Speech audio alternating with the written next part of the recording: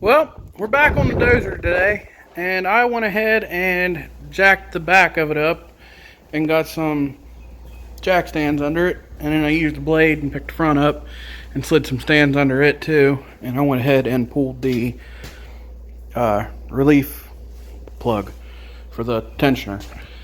And I'm going to go ahead and try to get this rolled around here to where the pin is back here, so I can drive it out. We can split this track and go ahead and pull it off, because we are going to do a couple things. One is the final drive needs rebuilt.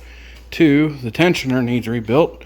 And number three, these rails on this side, if you can slightly see how that goes and bows out like that. Well, it does that on the inside one too, and that's because they're both bent. You can kind of see how that track just kicks out. So we've got to try to straighten both of those and go ahead and plate them right in here so that hopefully they won't bend again. Hopefully the track doesn't come off again to cause this. So I'm going to go ahead and get started on that. I want to go ahead and show you guys this. Right down here is my master pin. And you can tell that that one's it. It does look different. It's got a hole in the middle of it right there and stuff. But anyhow, it's directly right here. And I need it back there roughly.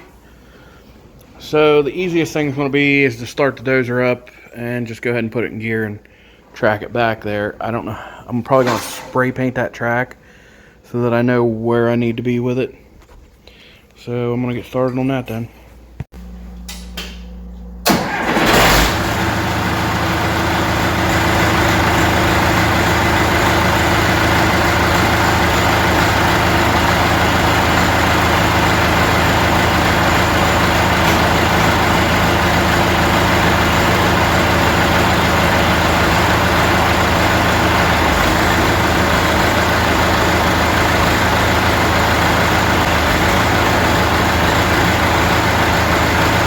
And I went ahead and spun that around there. That's where I wanted it to be. It's right in there. So I can come around here to the inside and I'll be able to drive that out. Last time we had the track off this thing, we went ahead and, because we had to torch the old bolts out, we went ahead and just put regular grade 8 bolts and nuts back in this pad.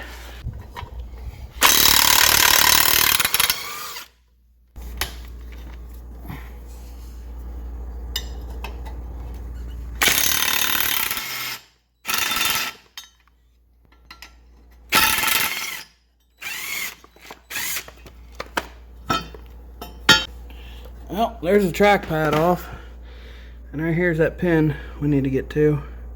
And now I can get a punch and a hammer right here and just smack it. And I can also get the torch to it and heat it up a little bit. And it seems to just pop right out when you do that.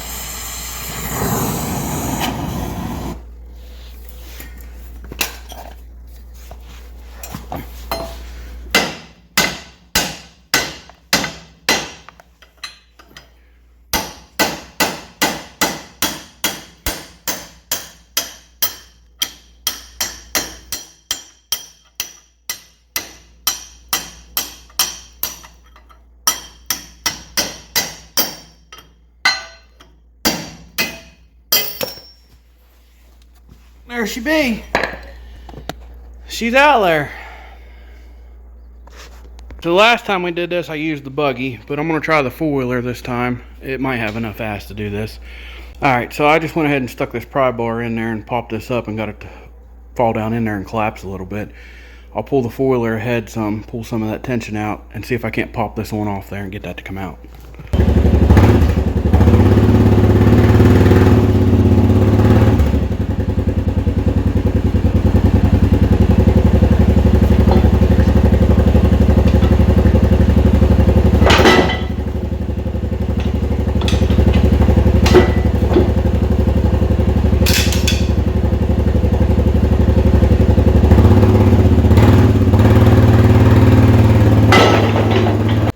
Alright, so that pretty much worked, other than this drop down in there and I pulled it forward and wedged that. I'll get a spud bar and pry that up out of there.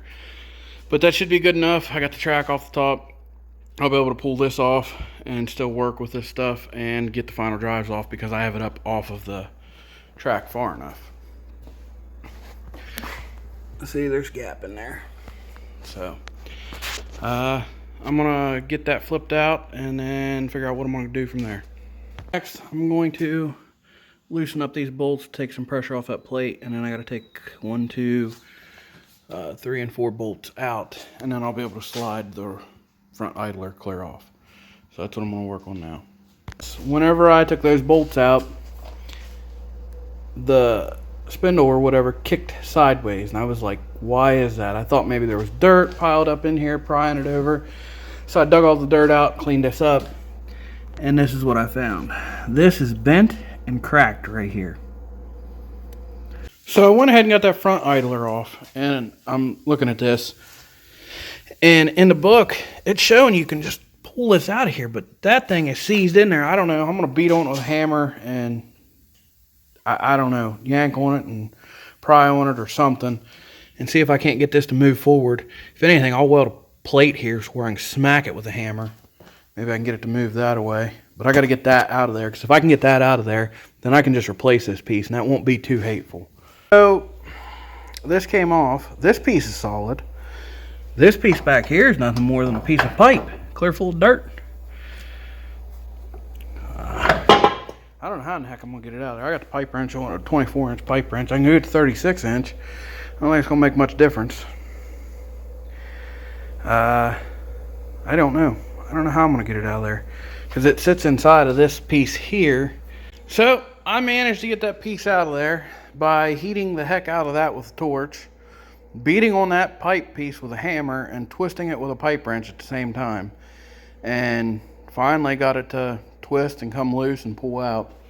And then fortunately we have a I don't know if I want to call him a dealer or a tractor parts dealer close by who has a couple 450 dozers that he parts out, and for 300 bucks we got us a new slack adjuster here.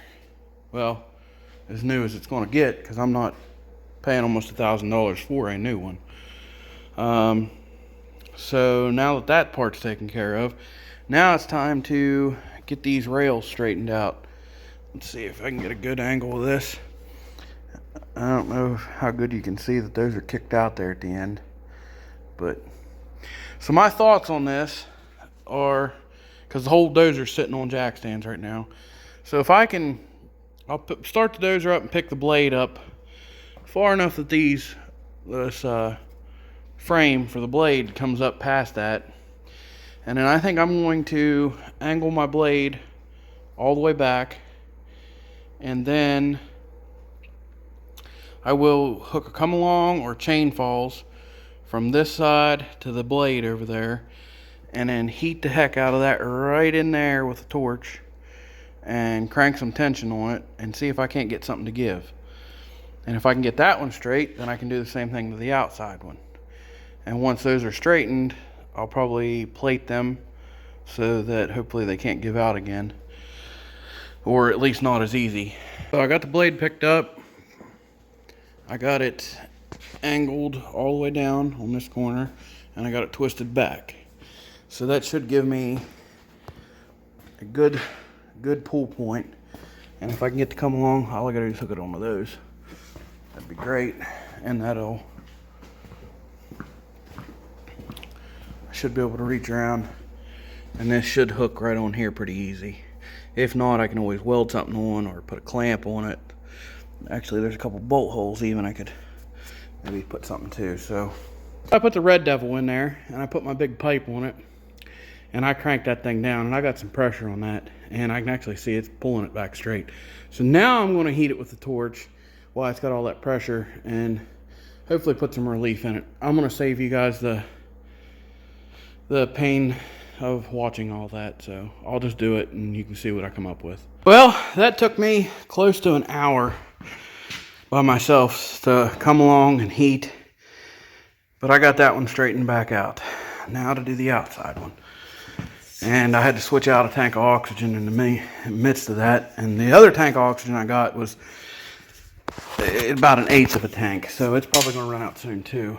But here's how I'm testing what I've got. If I can hold that straight edge along there and it's flat, and then it's flat all the way back. And before it would kick out right here. I'm going to show you how I know. Because I can hold this. This is all flat back here. And then I start right there, and you can start to see the gap grow. And if I come out here, this is all flush till you get right there, and it starts gapping. So that's how I know it's bent right there. So I'm gonna get the come along hook to that one and start heating this one up. This one should be a little bit easier because I'm out here on the outside. I don't have heat blowing on my face and everything else. So hopefully it goes good.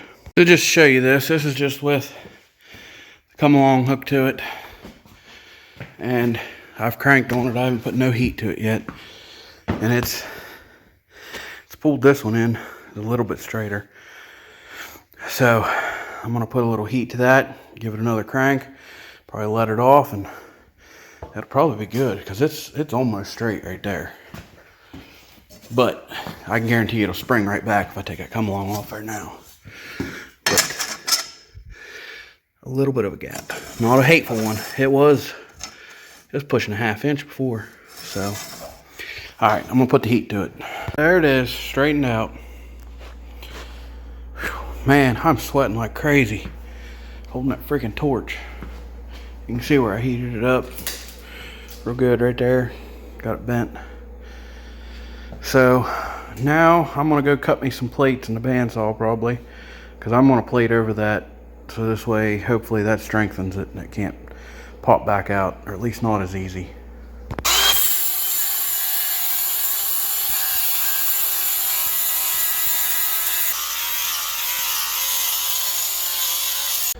So I went ahead and got me some steel plates cut out and got that ground down. So I did notice, I think one of the main reasons it's bent too, you can see that crack along there. Well, I'm pretty sure that's supposed to be welded to that because that's really thick. That would have helped keep that from bending, and that's like that on both sides. So I'm going to fill that up real heavy with weld, and then I'm also going to plate it. So I'm going to get started on that.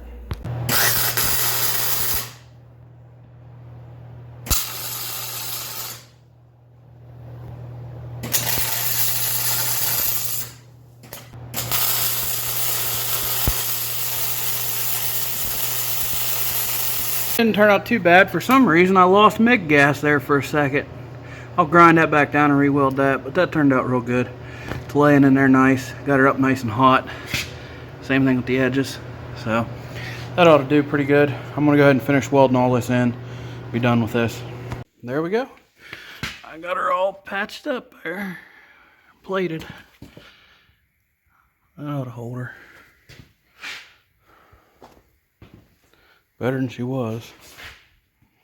So as soon as I get the rebuild kit in the mail for the slack adjuster, I'm gonna rebuild it and put it back on.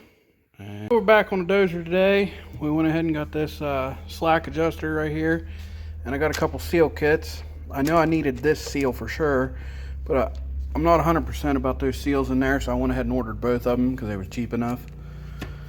So I guess I'm gonna start tearing into this and figure out what I gotta do here. So I'm not 100% on this, but I'm looking at these seals and they don't seem to match what I've got. Like this one would fall down in there with no issues. And in the book, it gave me 2 different sets of part numbers, and that's what this set was one and this set was another one that I ordered. So I'm thinking it was for 2 different types of adjusters. So I'm just gonna put this one back in the pack and hang on to it because I think that'll fit the other side because it's been changed out. And it looks like this seal here might fit this top one or down in there, one of the two. But honestly, looking at this, the seal that's down in here that actually seals is not in bad shape. It actually looks pretty good. So I'm probably just gonna put this one on, and because it goes on the end of the shaft, and slide this together. I think it'll be fine. So on this seal, if you look, it does have a little lip onto it, and that's got to go this way so that whenever you're pushing that grease, it's kind of shoving out and sealing on this. I just got some regular grease here. I'm just going to grease this up so hopefully it'll slide on a little easier. And then I'll grease this up so it'll slide down into that other part easier. Oh boy. Yeah, that's going to be a tight fit.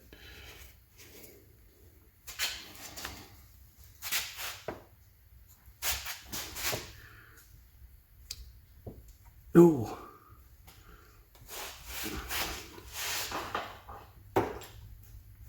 Gee whiz. Well, it's on there.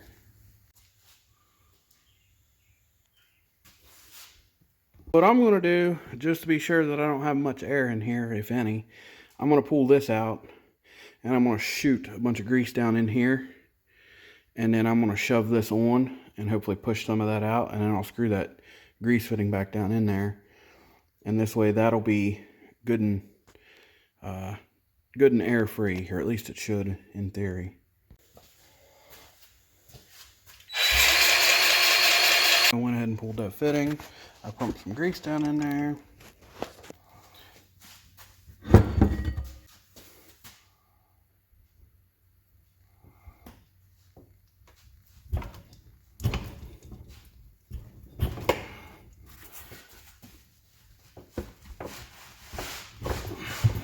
Ooh. Boy. Yeah, that's gonna seal good. Or at least it should.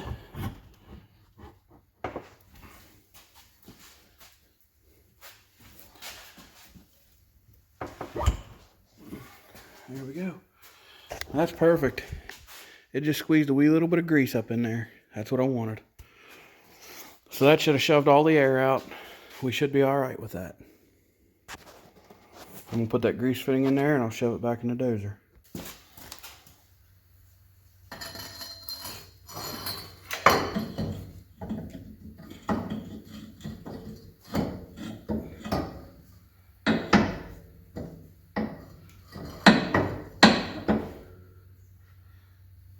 I just had a small issue arise, nothing major. Should be an easy fix, straightforward. But I'm guessing that this slack adjuster came off of what they call was a long track model. And this is a short track because this piece of pipe right here is, well, you can see right there's where the other part rusted off. And it stops, right there's the chrome. So this would have stopped right there. And that one's about 4 inches longer. So, I mean, it doesn't look like it's a big deal. Chalk it up in a bandsaw and buzz it off there. No harm, no foul or whatever. So I guess I'm gonna get it set up there and get it measured, and we're gonna cut this off. So on this old one here, just taking a quick measurement with a tape measure. It's coming out to right at 24.5 inches. So I'm probably gonna have to pull the other one apart again and measure it and see what I need to do. So after measuring everything, I got to take right at 3.5 inches off here. So I went ahead and put it in the bandsaw. We're just gonna turn that on and let it do its thing and cut. Saved you the pain of watching me put all that back together and everything. So I went ahead and slid it in the dozer. It's in there. I double checked and measured. I stuck a tape measure in and measured all the way back in there, and then I measured out how far it was, which was 5 3/4 inches. Put a mark. Right there's my mark. It slid into place perfectly. And should be plenty of room to put that wheel on there. I'm probably not going to record me picking that wheel up and putting it on here. Because I know that thing is heavy, and I'm going to probably be making some funny faces in that. So I'm going to try to pick that up and put it on by myself. If not, I'll have to get somebody to help me or figure something out. But that just picks up and slides on those rails. After trying to break my back, I decided to use my head, and I stacked some 4-inch C-channel there with a piece of 2x2 square tube that's cut off, and I rolled that up on there and rolled it up, and it teetered and it lined up just perfect, and I just pushed it off and I slid it ahead. So now all I gotta do is bolt this back together, and then once I bolt this back together, I tighten up my side bolts, and this idler is done. There it is, all bolted back together. This here on the outside, you can see how that's tight there, but over here, if you look to the inside one, I've got probably a 1/16 of an inch clearance, which you want that to be fairly tight but kind of loose so it'll still slide on there like it's supposed to. So next, I'm gonna go ahead and get ready to slap the track back on. I decided against rebuilding the final drives because the only reason that I was going to do it in the first place was because it was leaking a little bit of oil. After seeing that in order to rebuild both of those, it's going to be about $850 to $900, and the fact of everything you've got to tear apart to do it, I'd rather just dump some oil in it every now and again and call it a day. So I'm going to bolt that back together, and we're going to slap this track back on here. Last time we did this, we used my father-in-law's Ranger, and he had a steel cable on his. I've got synthetic rope on my winch. We've got the razor out there. We just ran the winch line up and over the front roller, and we're hooked it to the track, and I'm gonna have my wife start winching in, and we're gonna pull this track up and over and put it back into its spot. All right, good. Hang on. All right.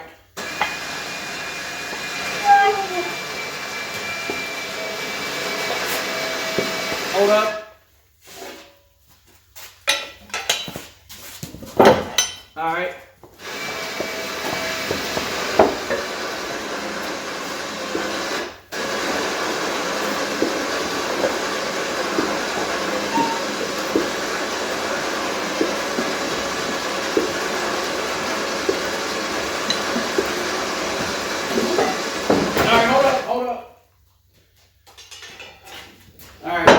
Go ahead.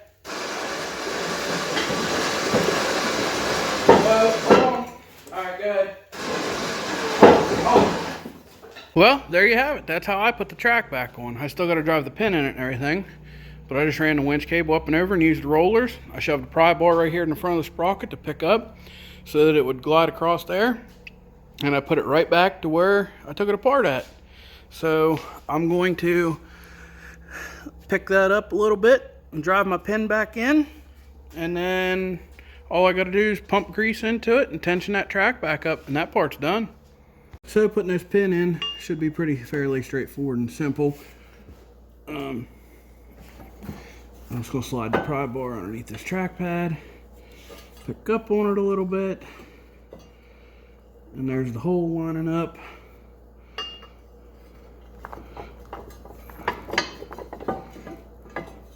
Ooh.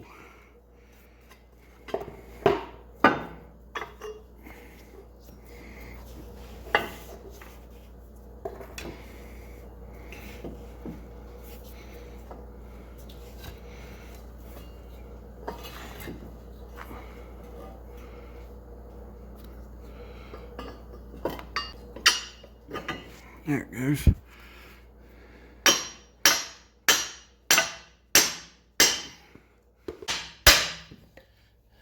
Alright, that's that. The pin's in there. This track is together.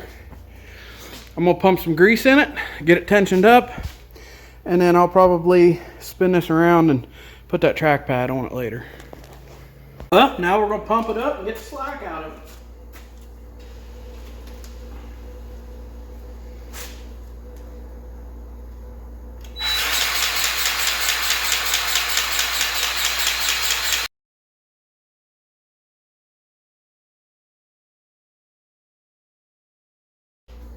That looks pretty good. Got the track up off the ground, so yeah, we got some good tension on it now.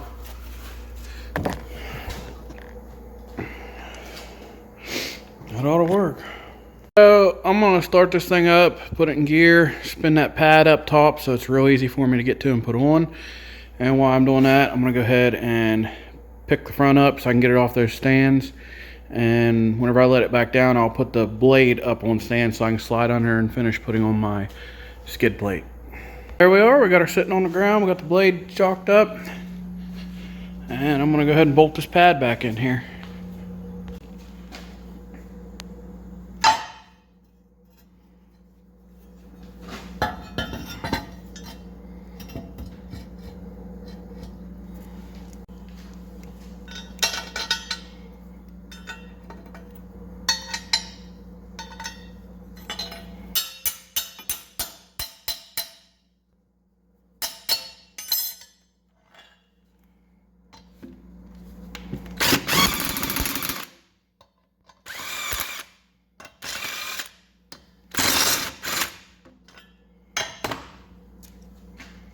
So there it is. Track is all put back together. Dozer's ready to go. That was the straightening of the frame rails and the complete rebuild of the slack tensioner on a John Deere 450 BC. So if you guys like videos like this and you want to see more, go check out the rest of my channel. And don't forget to like and subscribe. Thanks for watching.